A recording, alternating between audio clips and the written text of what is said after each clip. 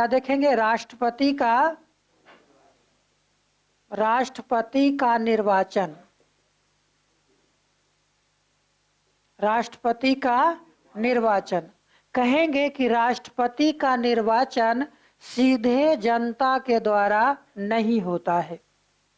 राष्ट्रपति का निर्वाचन अप्रत्यक्ष रूप से जनता के द्वारा करवाई जाती है। अप्रत्यक्ष रूप से, प्रत्यक्ष रूप से नहीं, अप्रत्यक्ष रूप से जनता के द्वारा करवाई जाती है। क्या कहेंगे?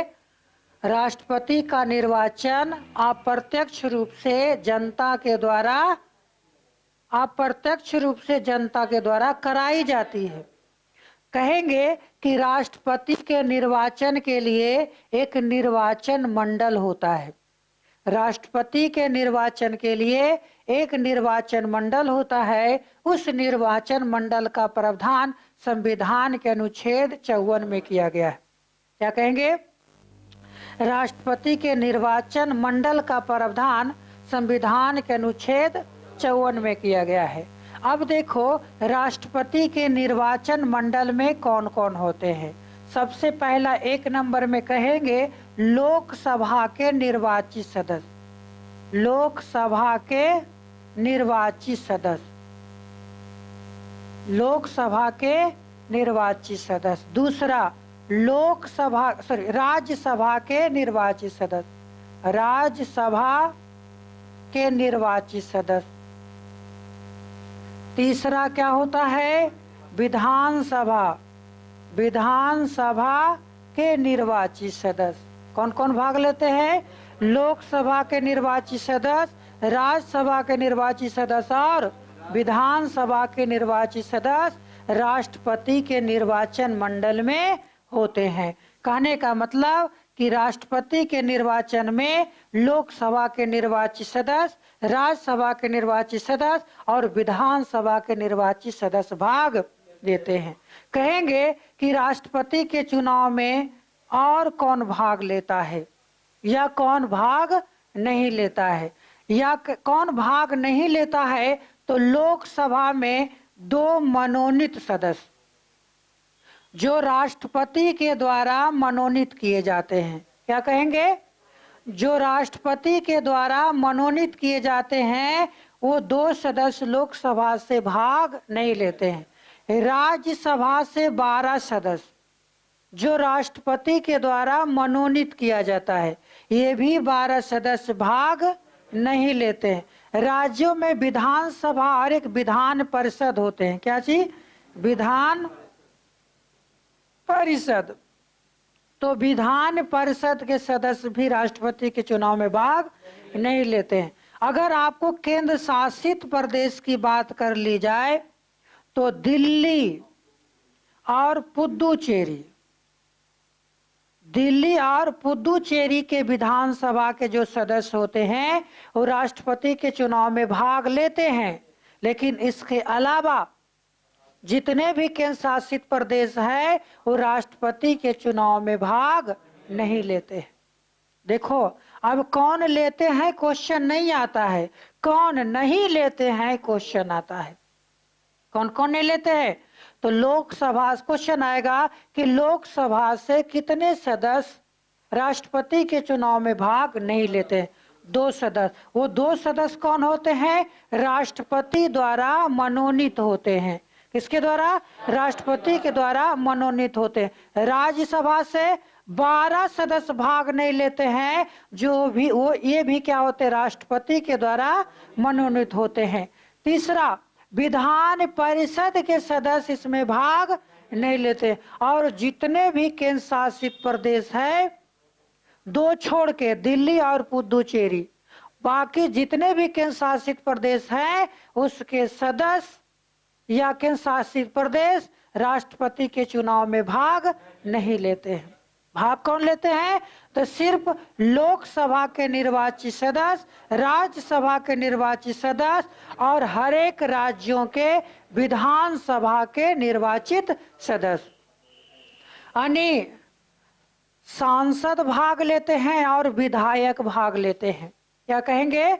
राष्ट्रपति का वोट कौन देता है? संसद और विधायक। अब एक बात समझो कि हर एक अलग अलग विधानसभा में जनसंख्या अलग अलग होती है ना। तो आपको सभी राज्यों के जो विधायक हैं या सांसद हैं उनके एक मत का मूल्य निकाली जाती है, सभी राज्यों के मत बराबर करने के लिए। अगर मान लिया विधानसभा में ज्यादा जनसंख्या है, अब कोई वोट दिया यहाँ के विधायक, उसका वोट ज्यादा गिना जाएगा, है ना। लेकिन ऐसा नहीं होता है कि पूरे देश के जो लोकसभा के सांसद हैं, राज्यसभा के सांसद हैं या विधायक हैं, उसके एक मत मूल्य निकाली जाती है, मत मूल्य निकाली जाती है, जिससे कि सभी राज्यों के प्रतिनिधित्व क्या हो, बराबर हो, मत का मूल्य बराबर हो। इसके लिए क्या किया जाता है, हो गया होगा। कहने का मतलब हो गया कि बिहार की जनसंख्या ज्यादा है ना, उत्तर प्रदेश की जनसंख्या इससे भी ज्यादा है, लेकिन नागालैंड की जनसंख्या बहुत कम है, वहां विधायकों की, सांसदों की संख्या बहुत कम है। तो सभी राज्यों के प्रतिनिधित्व बराबर होनी चाहिए। इसके लिए क्या किया जाता है, एक औसत निकाल ली जाती है, औसत में सब बराबर हो जाएगा। तो समझो ये क्या है, मत मूल्य, वही औसत को क्या कहते हैं, मत मूल्य कहते हैं। तो एक विधायक और एक सांसद का मत मूल्य निकाली जाती है। कहेंगे एक विधायक का मत मूल्य, मत मूल्य क्या होता है, तो कहेंगे राज्य की जनसंख्या, राज्य की जनसंख्या बटे उस राज्य में कुल विधायकों की संख्या, और गुना कितना, 1000। ये क्या निकल जाएगा, एक विधायक के मत मूल्यों की संख्या, यानी पूरे जितना भी राज्य में विधायक, उसका औसत निकल गया, औसत निकला जी, औसत निकल गया। यानी आपको ये कहते हैं विधायक का मत मूल्य हो गया। लेकिन एक सांसद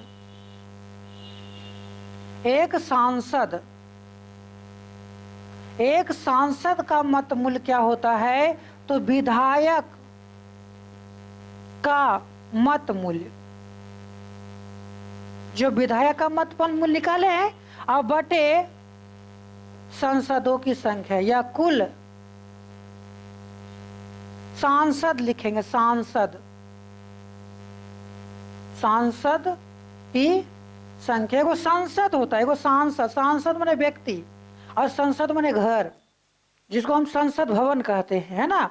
तो कुल सांसद की संख्या, ये हो गया क्या चीज, एक सांसद का मत मूल्य, यानी विधायक का मत मूल्य बटे कुल सांसद, विधायक के मत मूल्य बटे कुल सांसद। ये इस प्रकार से जो है कि राष्ट्रपति का निर्वाचन होता है, यानी निर्वाचन मंडल होते हैं और उस निर्वाचन मंडल में जो वोट देने जाते हैं उसका भी मत मूल्य निकलता है, मत का मूल्य, यानी किस विधायक का कितना मत का मूल्य है, एक एवरेज निकाली जाती है और इस प्रकार से जो है कि राष्ट्रपति का चुनाव होता है।